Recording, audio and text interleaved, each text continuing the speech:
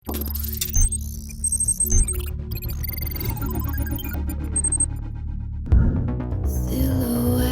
of distant towers falling down. The new 4th generation BMW X5 is here.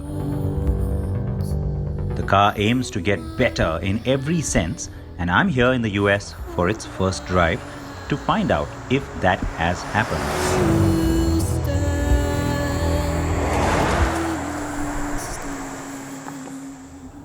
Now you know you've got a good thing going when you've sold more than 2 million units of a model line across only 3 generations.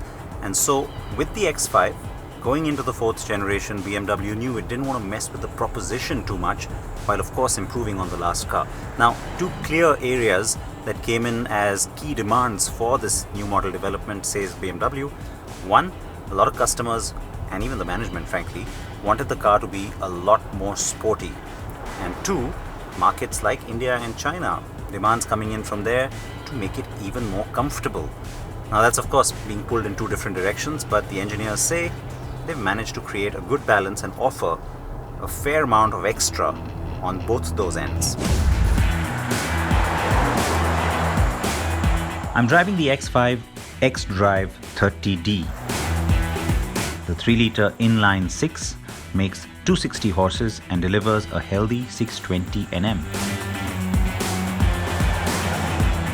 This is essentially a tweaked version of the last X5's 3-litre diesel, and you can do 0 to 100 km per hour in 6.5 seconds. India will also get the xDrive 40i with a 3-litre inline-6 petrol engine that makes 333 bhp.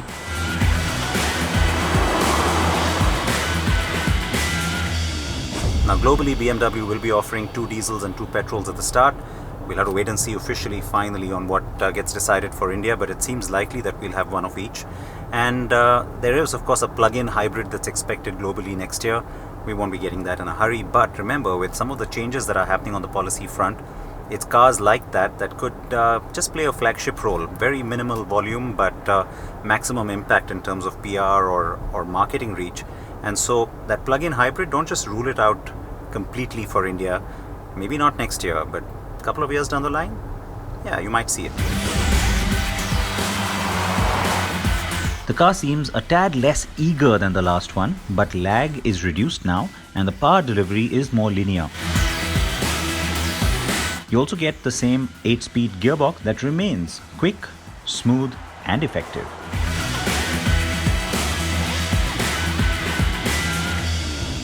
Now the previous generation car was already crammed with a fair amount of the electronics on board, especially when the facelift came in a few years ago. But a lot of those systems do see an improvement on this car. And interestingly, it's not just been reserved for the 7 Series. For a change, you're seeing some of those making a first appearance, if you will, for BMW on the X5. Now, I'll get into details on what I'm talking about, but I think one of the things that really stands out for me straight away is the 2-axle air suspension. That is different. It does make things a lot better for you in terms of both the dynamic end of the performance spectrum and also what you can do with the car off-road. Of course, that also means you have to opt for the optional air suspension. It's not standard. On the Indian model though, I suspect it just might be.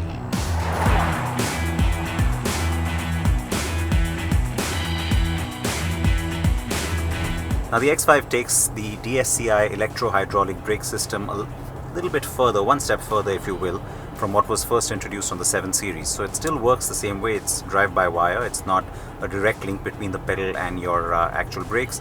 And the advantage, say BMW engineers, is in extreme dynamic situations where you could have a lot of people lifting their foot off too early in an emergency braking situation, especially when ABS kicks in.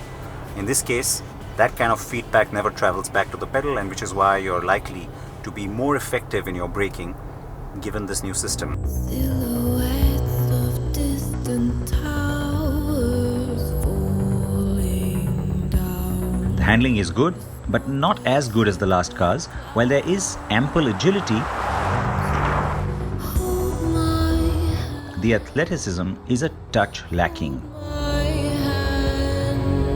hand. We will stand.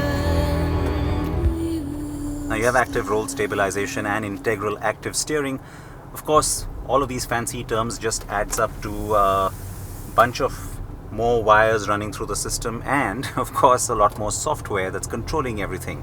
So what does that mean for you? Well, quite simply, it makes things a lot easier for you because you require minimum input as a driver, and yet you can get a lot more from the car in dynamic terms. So cornering, or hard cornering especially, like what I had back there was nothing compared to what you might want to push this car into.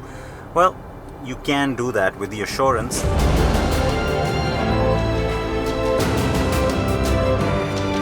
Where it also helps is when you take the X5 off-road. And this is where that compromise in dynamic performance starts to fade away. The new X5 is definitely more capable off-road.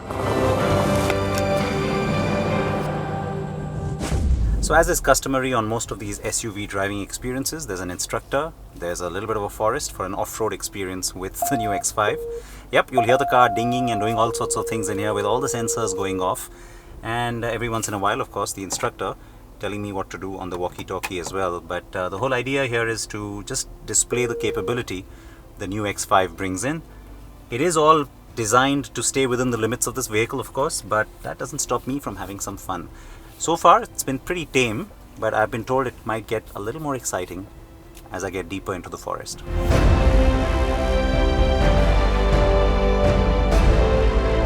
The X5 finally gets terrain modes: sand, rock, gravel or snow. Since it had rained the previous day, the surface was sticky, slippery and nicely muddy. I selected the X Rocks mode, which raises the car by 40mm over the standard 214mm clearance.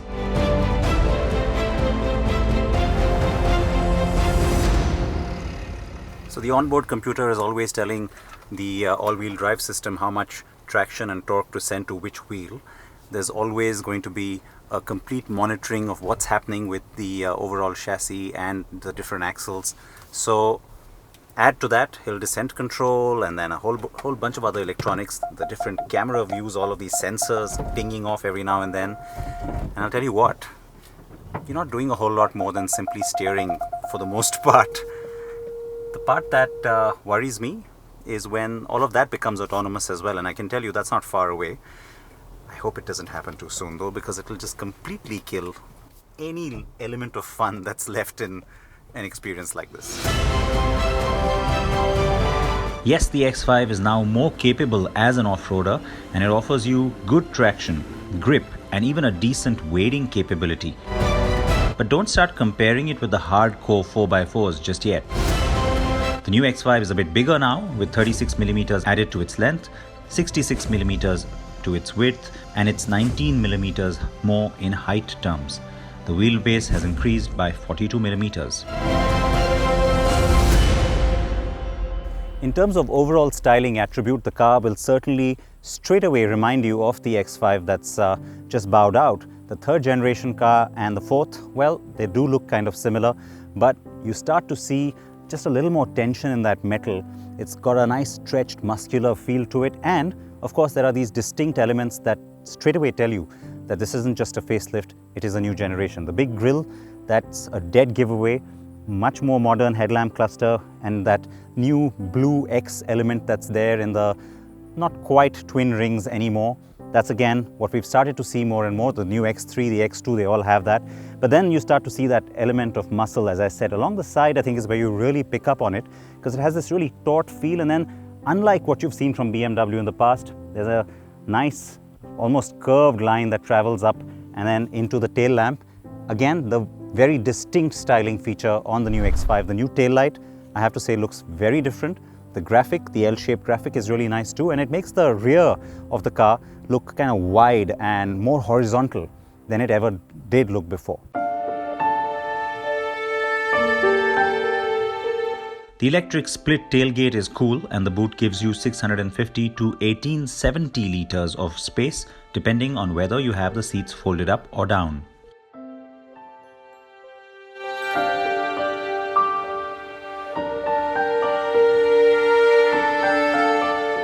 It's certainly a really fresh cabin for the X5, and even though there are certain elements here in styling terms that you've started to see on the other X models like the X2 or the X3, this is still certainly really very new.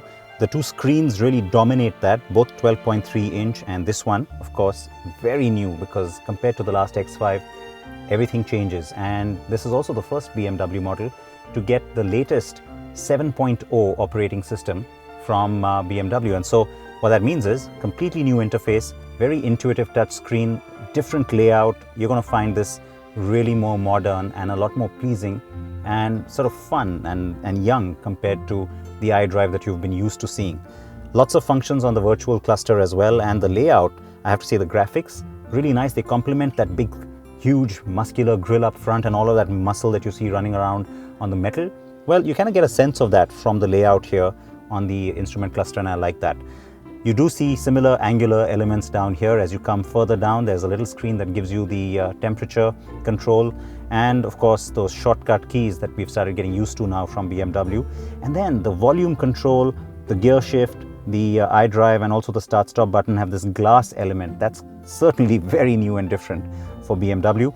The cup holders, you can have them be either cooling or heating depending on the kind of drink you put in there. So if it's a cup of coffee, you can keep it warm. If it's a nice cold cola, well, you can keep it chilled. So that's new. Wireless charging is optional, and that finally, of course, has started to become more or less available across most of the premium products. Lots of USB charging points, including the mini USB, the C points as well. 2 USBs in the back, panoramic sunroof. I could go on because, of course, the list of features is endless. One last thing though, there's a shortcut key now for the massage function for the front seats. That is certainly new, and you do get ventilation for cooling and of course heating for the seats as well. There is the option of the third row of seats, and getting there is easier with row 2 now folding up electrically to allow access to the rear.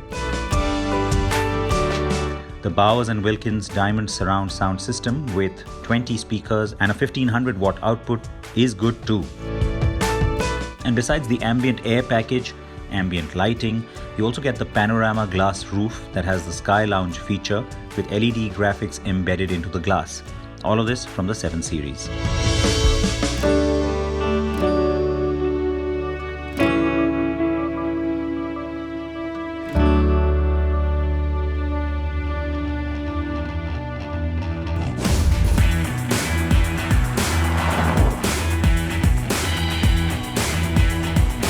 Now, a bunch of us have been driving the car today, and we have an interesting split on the character of this engine, the 3-liter inline-6 diesel. I think it sounds great because it sounds a lot more refined than the last car. A lot of people like the growl on the last one, so like I said, we have a little bit of a split vote on that. But yeah, I like it because I think that sense of refinement coming through so definitely is something that buyers in this particular segment will appreciate, especially with the buyers who are looking for a little bit of extra in terms of performance. They want that punch, and yet they don't want to spend on the top spec version.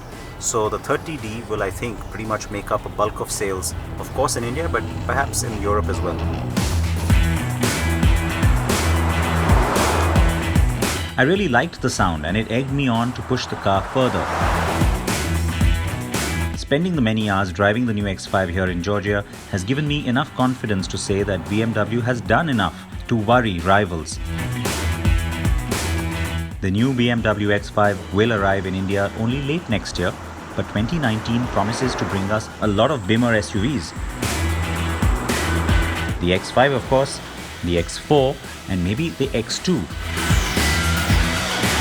And then there will be the mighty X7 too that will follow.